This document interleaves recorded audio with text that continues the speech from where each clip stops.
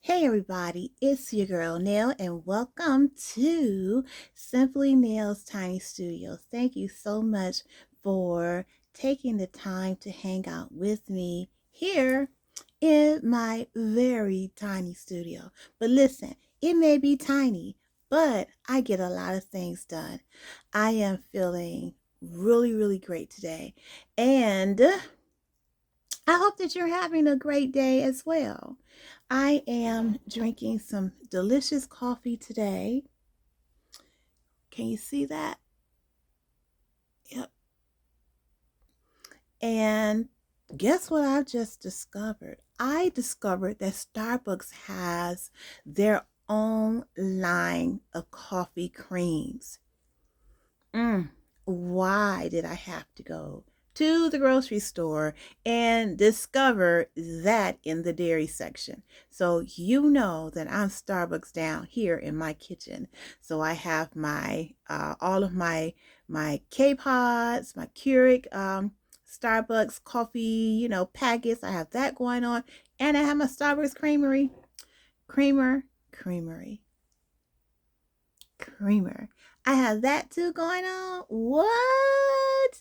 That's what's up. I'm on my second cup of coffee today. I've had a very interesting two very interesting nights. As I told you before, I was in a car accident and my back was greatly damaged. And I've had surgery on my back, but the consensus is I will probably have to undergo future surgeries with my back.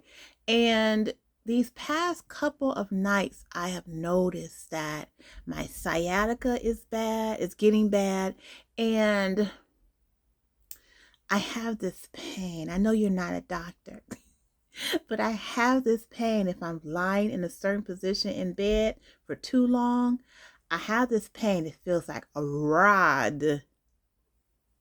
It feels like a rod is running from the middle of my back all the way down to my feet.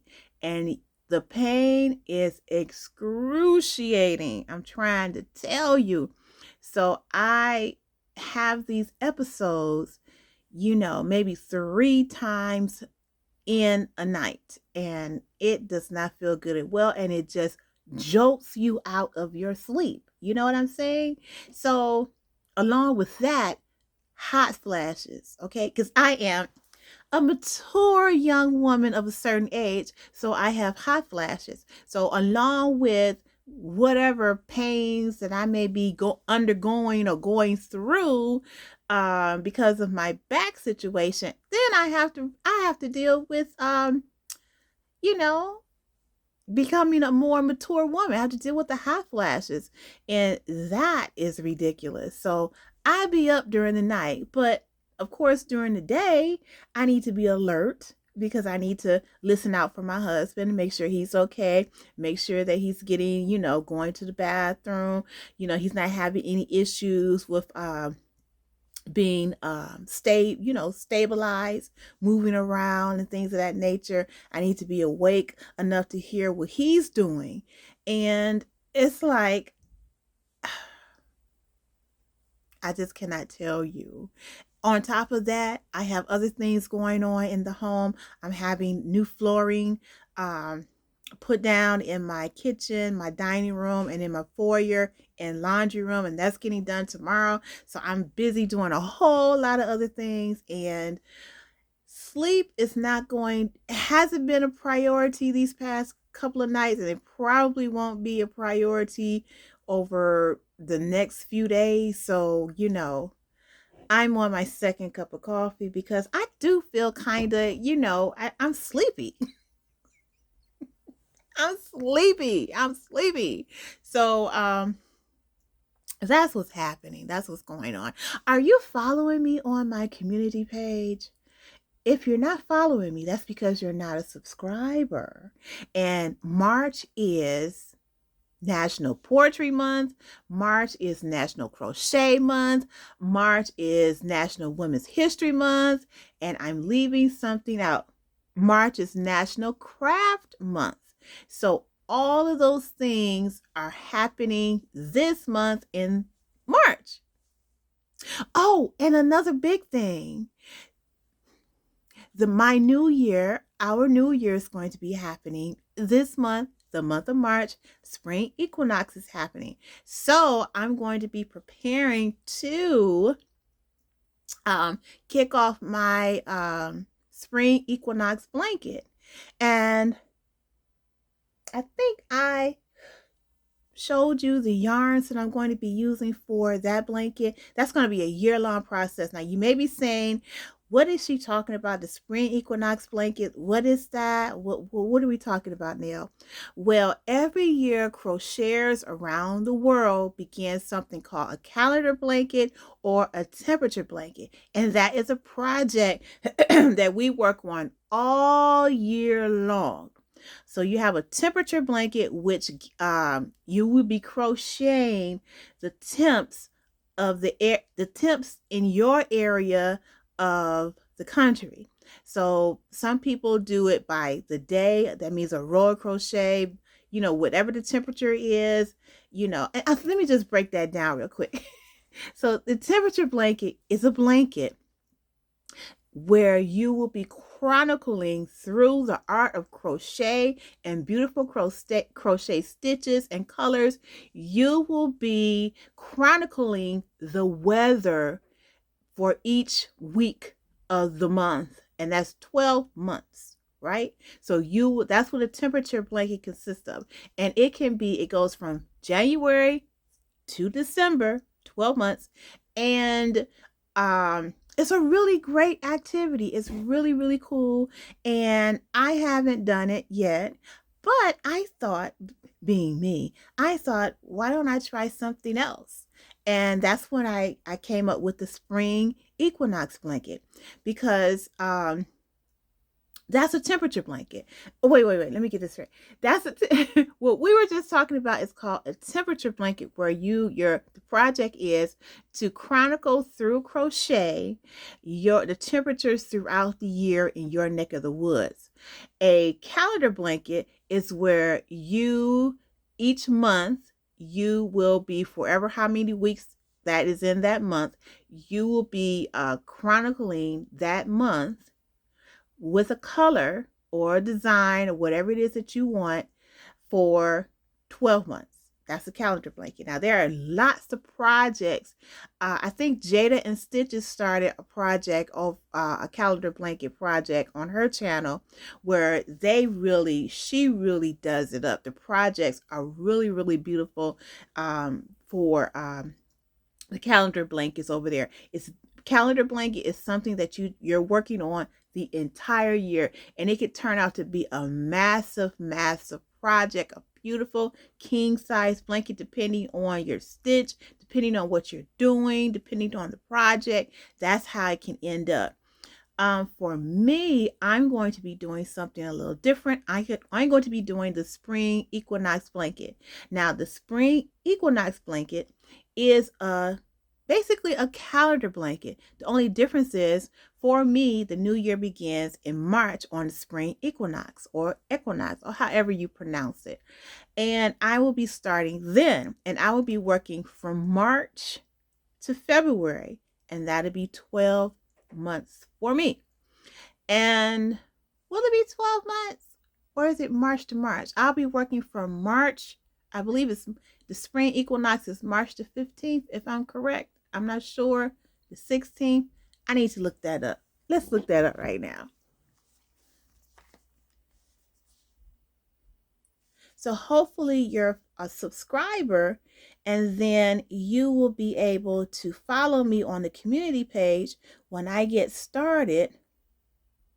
Okay, the spring equinox begins Tuesday, March the 19th at 11:06 p.m.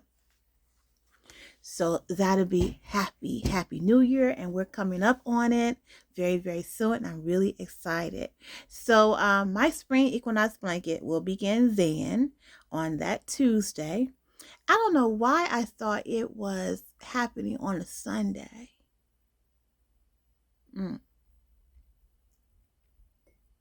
I think no, I probably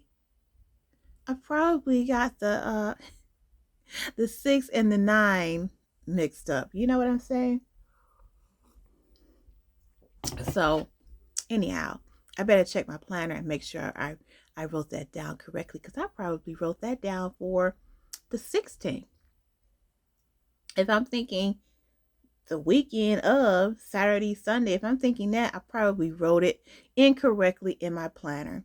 So anyhow, so the spring equinox blanket, as I said, is going to be my blanket that will begin in March, on March the 19th. On the spring equinox, is going to go all the way up until I want to say, I was going to say till March, but I'll probably end it at the end of February.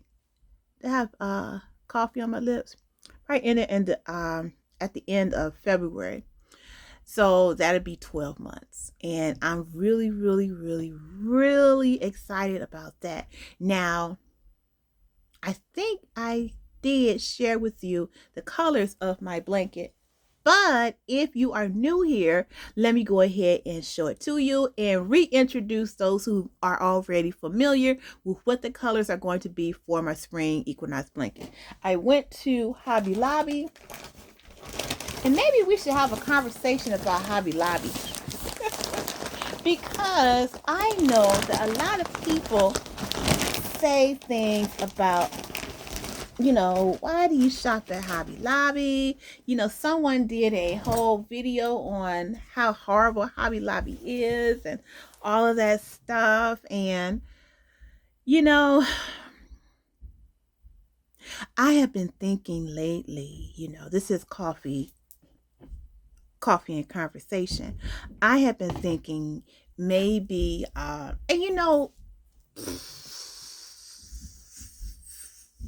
when I'm not here in the tiny studio in my professional life, I'm so inundated with political, cultural, and social things that, I become a little, unfortunately, when I hear certain things, I'm not surprised. And I'm also kind of unbothered by it because as of what I do in my professional life, after you do a lot of research, you start digging and digging and digging, and you start finding out, the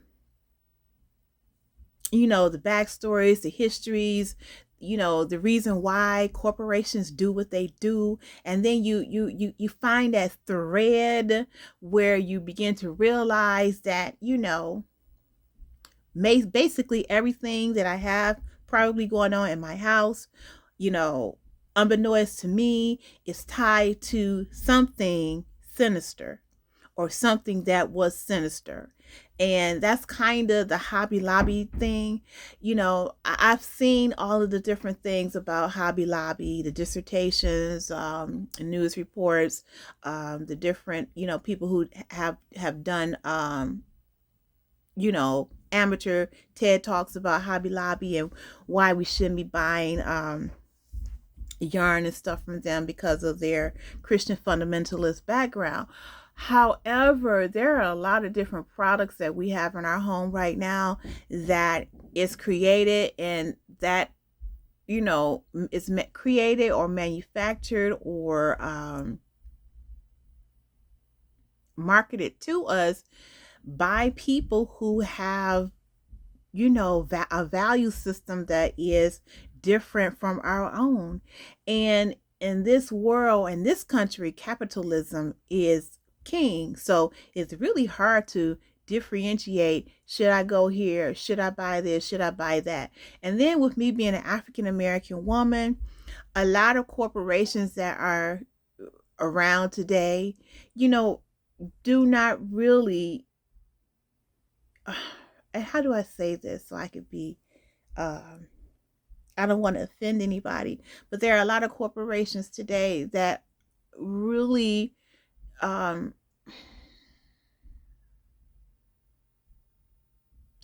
they either profit off the pain of African Americans or they ignore us in some kind of way. or they are, you know, they may say that they support diversity, um, inclusion, and equal rights and things of that nature, but in reality, they don't practice it. So I understand where I am in this stream of time. I get it. And so even though I have some conflicting feelings about shopping at Hobby Lobby, I really feel like they have the best yarn. Now, as I begin my journey really into yarn buying and being a more um consciously aware yarn buyer, I've been looking into buying yarn from um what do they call those people? These people. You know, not these people. What do they call makers, yarn makers? And I've been really doing research about going and buying yarn from people who dye their own yarn, who make yarn themselves, who actually, you know, source the wool or source the cotton and things of that nature, and go through the whole process, excuse me, and then they go ahead and they dye and do all the things that turn yarn into yarn, you know, turn threads, and well, I should say turns fiber. They do all the things that turns fiber into what we call yarn. And so I've been doing research about that, learning, you know, different makers, and eventually I will perhaps just, you know, to be a better consumer, a more to be a more enlightened consumer, and to really a more conscious consumer is what I'm saying. And I will be eventually transferring myself and my monies over to that. But in the meantime, I have to, you know, I'm conscious, but I still shop at Hobby Lobby because I really, you know, as far as religiosity is concerned, I really don't care. I don't care. You know, I know some African Americans who work at Hobby Lobby now, and you know, I'm not trying to stop their paycheck. You know, whatever they need to do to feed their family, you know, I'm with it. But when they say they're not with it anymore, then I will, you know, support that as well. But you know, Hobby Lobby has a lot of, you know, benefits for the person who wants to work for them, and a lot of good benefits too. The pay is really good, so you know they get uh, benefits, medical, dental, all of those things. And you know, Hobby Lobby was also one of the first corporations in America that, you know, paid their employees a really great living wage. So you know, even though they have some questionable things going on as far as being Christian fundamentalists, and you know, some other things that they were doing that I know about, that goes for stuff outside of the tiny studio, you know, in my professional career. But I just felt like Hobby Lobby had the best yarn, you know, for me. My That's my personal assessment. They had the best yarn, and so I try to go with what I feel is the best thing for me at the time to do. What are your thoughts on that? How do you feel about that? You know, I feel like sometimes it's like my grandmother used to say a lot. You have to choose your battles. Choose your battles. Choose what you want to fight for, what you want to fight on. Choose your battles. If this is not the hill that you're willing to plant your flag on, then move on. But you know, always be conscious and aware of what's happening. But you gotta choose your battles. So back to this. All right, so my spring equinox blanket is going to consist of the colors of pink, purple, white, and then I had a dream. I did that I'm going to incorporate green in it some kind of way. And I don't know how I'm going to do this, but I have a green yarn right now and I'm going to check it out. Well, we can check it out together. So let's look at it. Okay, so here's the purple. This is I love this yarn. So it's going to be purple,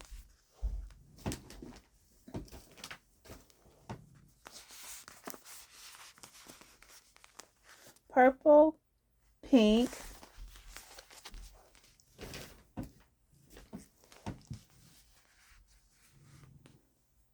and white. So those are the first colors. These are colors that's going to be incorporated into the spring equinox blanket.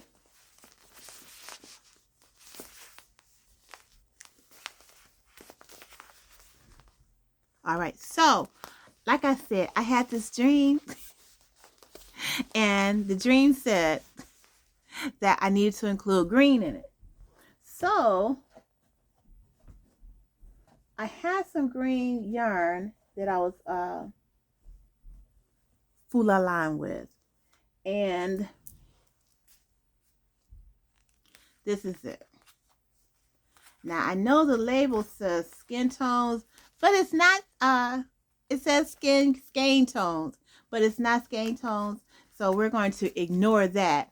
But I used the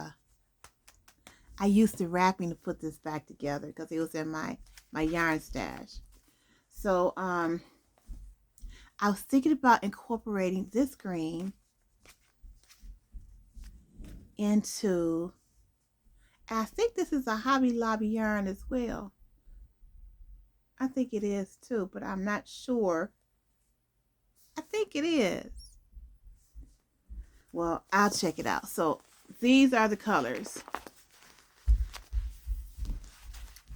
So it's going to be pink, purple, white, and green. Those are going to be the colors of the blanket. Now I am thinking about, when it comes to the stitch, I'm thinking about doing the V stitch.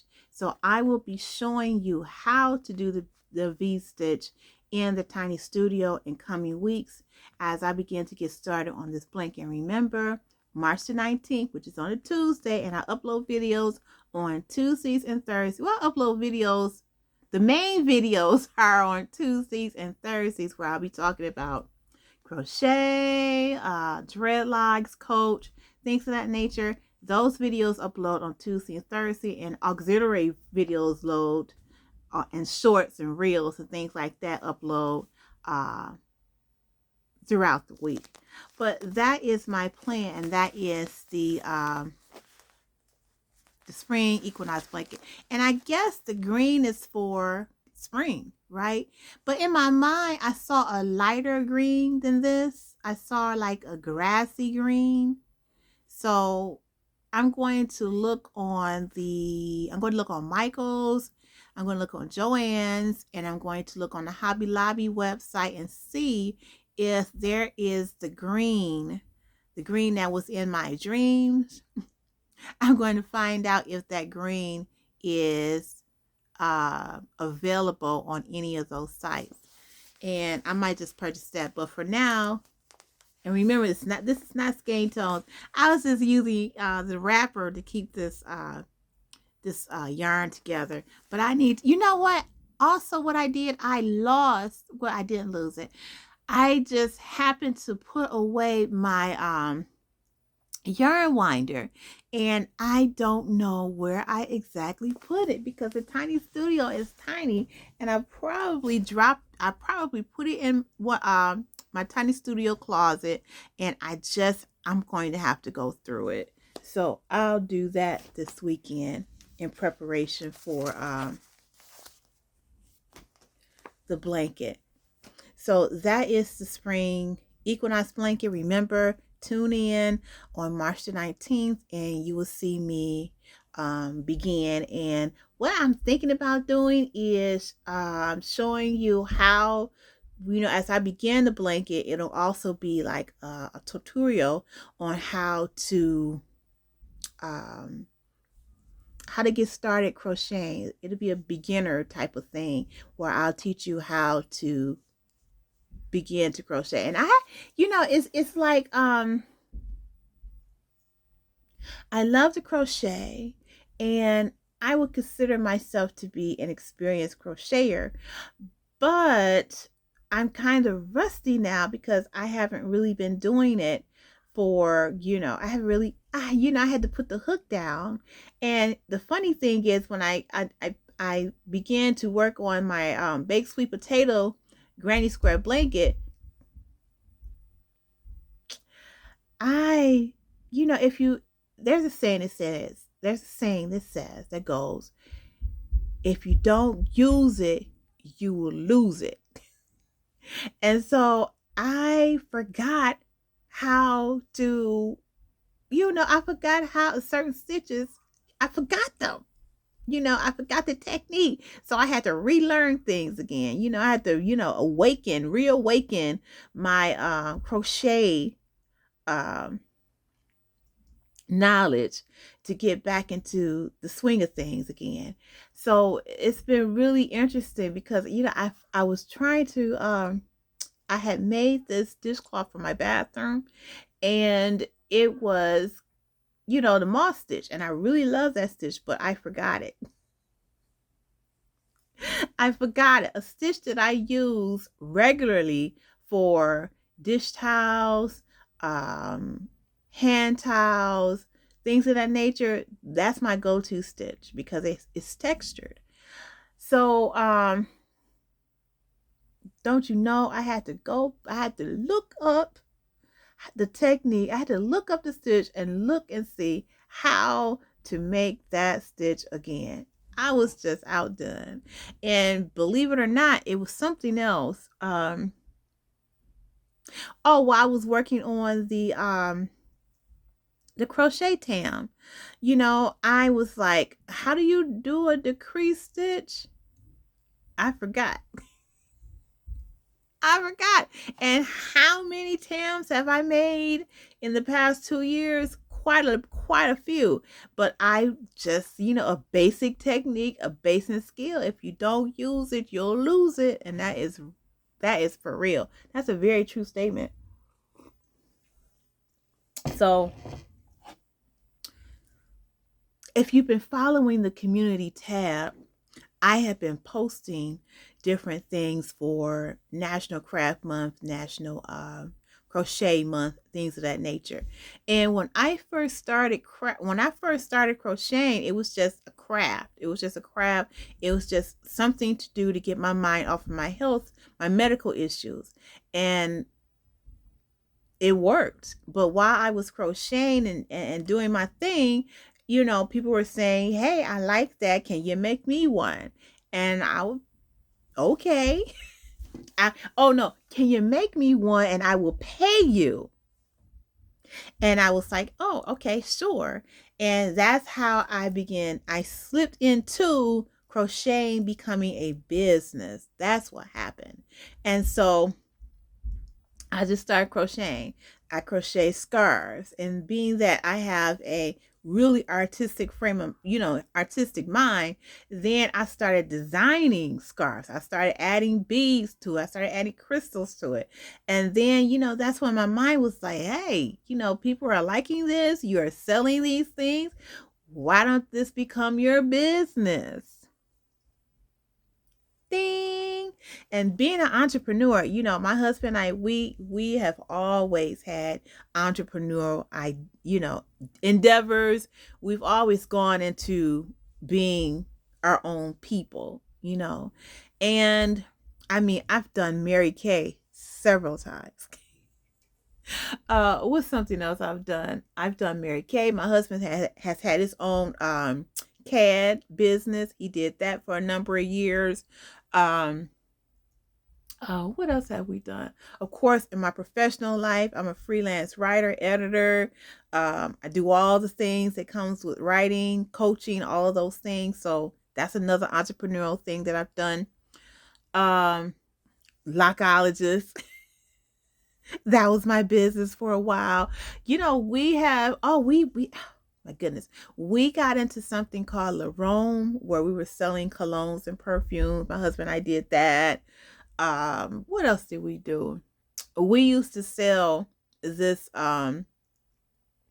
this hand or skin protectant, and we used to sell it to doctors and hospitals and things like that. You know, it could protect your skin from many different things, especially like acids or things like that. So we used to do an acid test.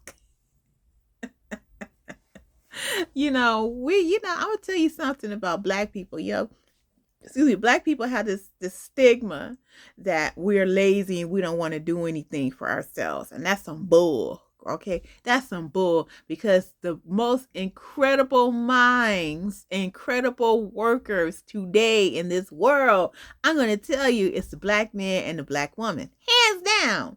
Now you see them and you're like, oh, they didn't help me out and they weren't working. That's because they didn't want to. They didn't want to. They don't like you. It's something about you that you're doing that's got them, like, oh, I'm gonna stay away from you. I'm not gonna do anything for you. But basically, most Black people that I know and most Black people that I surrounded myself with are go-getters, and they are self-made. They're educated, and they get out here and they hustle. When I say hustle, they get out here and hustle. They get the job done. And so that's what, my husband and I, that's what we, I'm always doing something.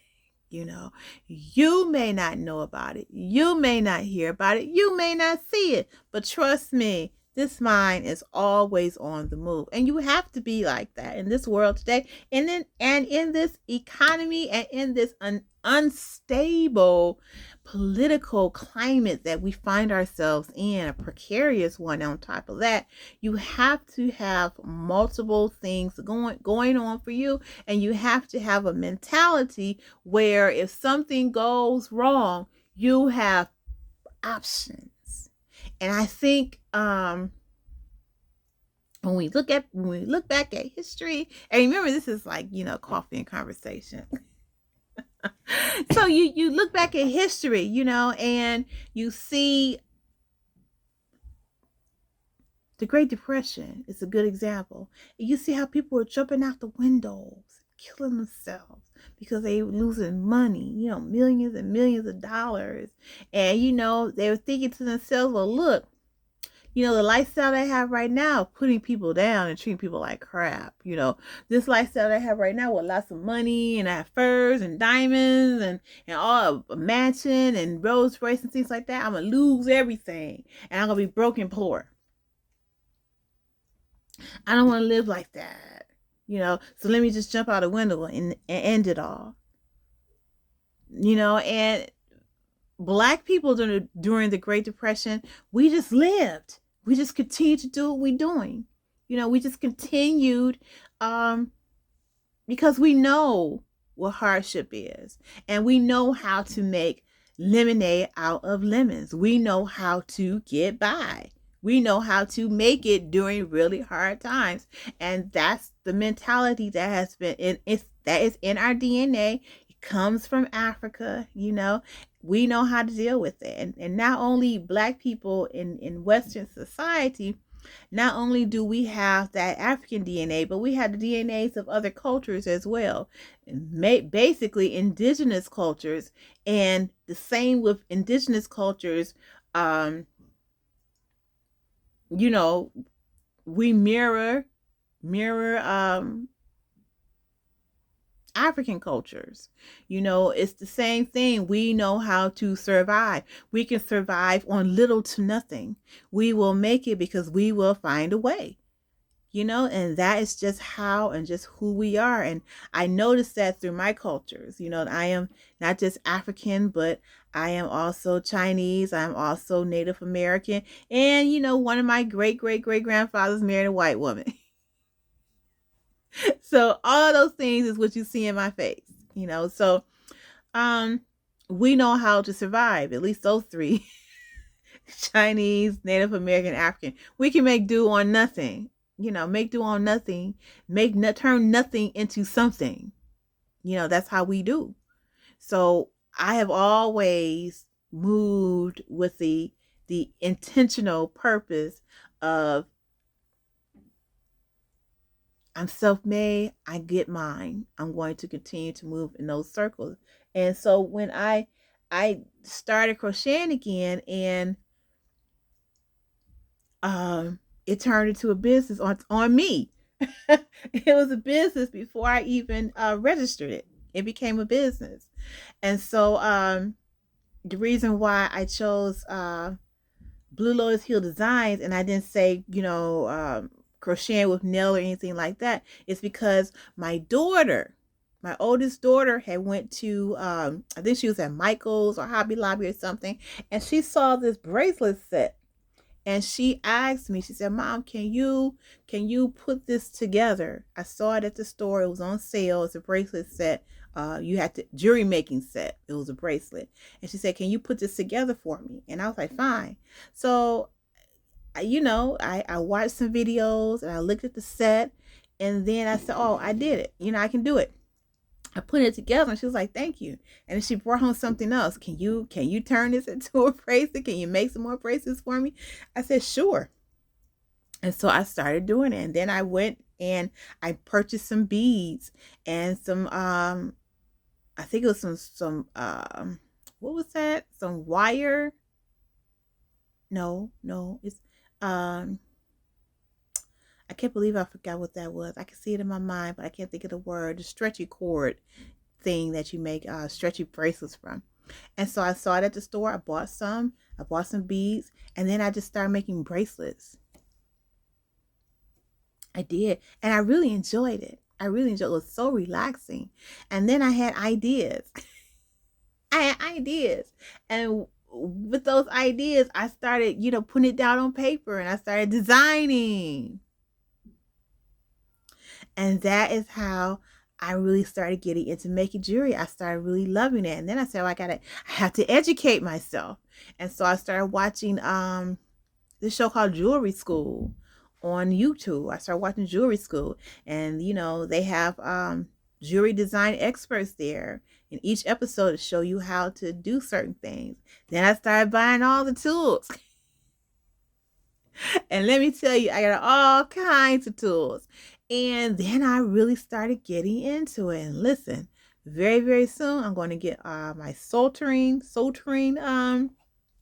tools together, because I want to really work with metals. I do. So it turned into, it was me crafting. That was a relaxation for me, but then it turned into something more than just crafting. It turned into my business, And so if there's something that you would like to do, you should explore it. Explore it, because you never know what's going to happen after you explore it. It could turn into a business. But most importantly, it is the gifts that you have that really, or the passions that you have that really makes the talents inside of you shine. You have to just work within your passion, and then your purpose will start, the purpose that you have, because each of us has a purpose. Our life does have a purpose, and each of us have a purpose. And sometimes, more than 9 times out of 10, or let's just say 10 times out of 10, that purpose, our passions, are connected to that purpose. So I know what my purpose is, and my passions, they all link right into my purpose, each one of them. And I didn't know that I was going to become a jewelry designer. I didn't know that. I didn't know that my crochet business was going to, make me an international crocheter. I have I have had customers from South Africa. I have scarves floating around on the mother continent. I had no idea that my scarves that my passions were going to beat me to the mother continent.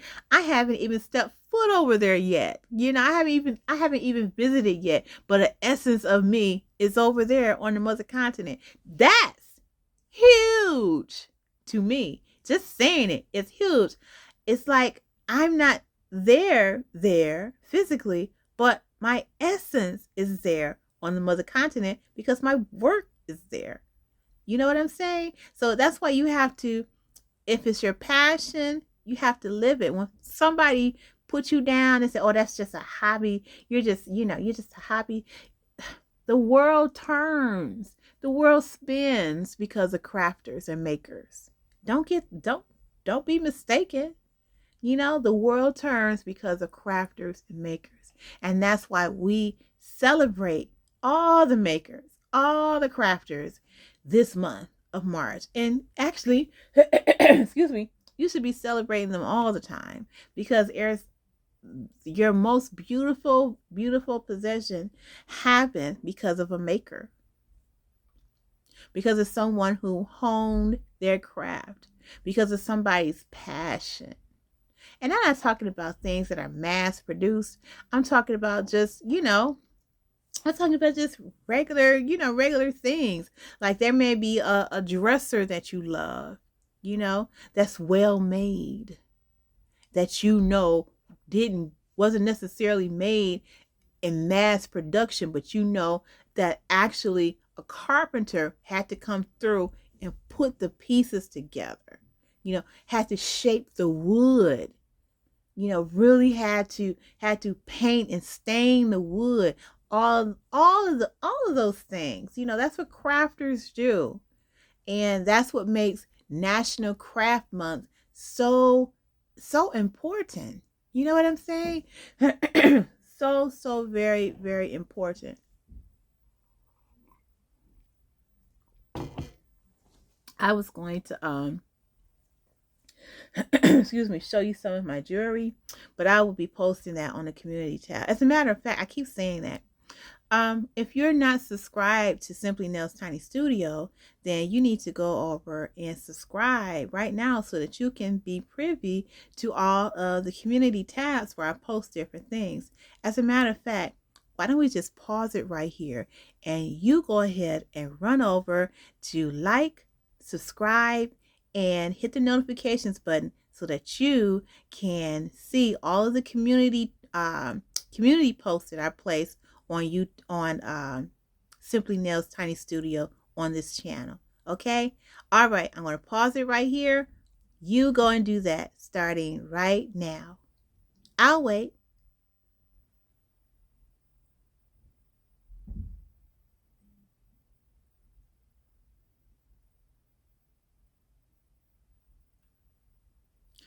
Thank you so much for liking, subscribing, and hitting the notifications bell. Thank you so much.